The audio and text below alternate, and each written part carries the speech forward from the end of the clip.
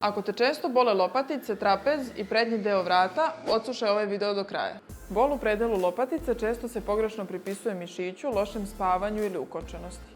Međutim, u praksi je vrlo često u pitanju problem sa leđima, posebno sa vratnim ili gornjim torakalnim delom kičme.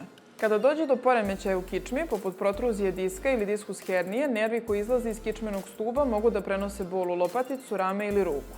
Zato se javljaju dubok, probadajuć bol ispod i između lopatica, bol koji se širi ka ramenu ili ruci, osjećaj zatezanja ili pečenja.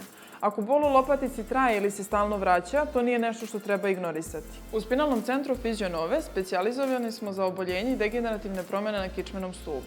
Mi ne lečimo samo mesto bola, već otkrivamo pravi uzrok njegovog nastanka.